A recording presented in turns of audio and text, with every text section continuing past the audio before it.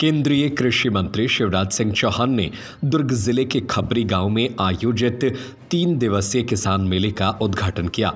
इस मेले का उद्देश्य किसानों को नई कृषि तकनीकों, योजनाओं और उपकरणों की जानकारी देना है ताकि किसान ज्यादा उपज ले सके और उनकी आय भी बढ़े। किसान सम्मेलन में केंद्रीय मंत्री शिवराज सिंह चौहान ने कहा कि सरकार किसानों की भलाई के लिए विभिन्न योजनाओं पर काम कर रही है। किसान की मेहनत देश की रीढ़ है और उनके समृद्धि के लिए हर संभव प्रयास किए जाएंगे। छत्तीसगढ़ फलों और सब्जी का भी कटोरा बनेगा। छत्तीसगढ़ आने वाले समय में धान के साथ साथ सब्जी और फलों का भी कटोरा बनेगा।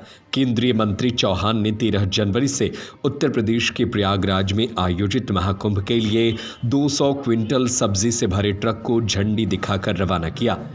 उद्यानिकी की फसलों को दे रहे बढ़ावा। केंद्रीय कृषि मंत्री एवं ग्रामीण विकास मंत्री शिवराज सिंह चौहान ने कहा कि छत्तीसगढ़ में किसानों को समृद्ध बनाने के लिए उद्यानिकी फसलों को बढ़ावा देने के लिए प्रोत्साहन और अनुदान के लिए 203 करोड़ रुपए जारी किए गए हैं। उन्होंने किसानों से अरहर, मूंग, उड़द फसलों का उत्पादन करने और प्रोसेसिंग यूनिट लगाने की अपील की है। सीएम साय ने भी किसानों के हित की बात की। मुख्यमंत्री विष्णुदेव साय ने भी किसान सम्मेलन को संबोधित किया। साय ने कहा कि छत्तीसगढ़ के विकास के लिए प्रधानमंत्री नरेंद्र मोदी और केंद्र सरकार का भरपूर सहयोग मिल रहा है। किसानों को सशक्त और समृद्ध बनाने के लिए हमारी सरकार प्रतिबद्ध है।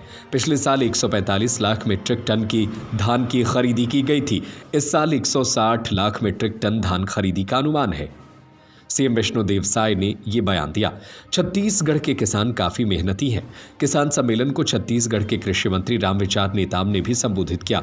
उन्होंने कहा कि छत्तीसगढ़ के किसान काफी मेहनती हैं और नई कृषि तकनीकों को अपना रहे हैं। किसानों को फसलों से अच्छा कीमत दिलाने के साथ ही उत्पादन बढ़ाने की दिशा में भी प्रयास किए जा रहे हैं। आज प्रगतिशील किसान संघ ने यहाँ कुछ और मांगे की है। मैं केवल आज उस पर ही अपना ध्यान फोकस करूंगा। एक उन्होंने रोगों की बात कही है। विशेषकर फसलों पर लगने वाले रोगों के कारण फसल का उत्पादन प्रभावित होता है और इसलिए आपने लीफ एनालिसिस की बात कही है। मैं आईसीएआर को निर्देश दूंगा कि राज्य सरकार के साथ मिलके इन रोगों की पहचान के लिए कैसे और कहां लैब बने वो तय करे ताकि रोग लगे तो तत्काल पहचान लिया जाए और उसका उपाय कर लिया जाए। एक बात मैं आपको बताना चाहता हूं, हमने एक ऐसा पोर्टल लॉन्च किया है कि आप मोबाइल पे अगर कोई नया रोग आ गया कोई और फोटो खींच के हमें डाल देंगे तो हमारे वैज्ञानिक तुरंत क्या उपाय हो सकता है वो भी बताने का काम करेंगे ताकि रोगों पर हम नियंत्रण कर सकें।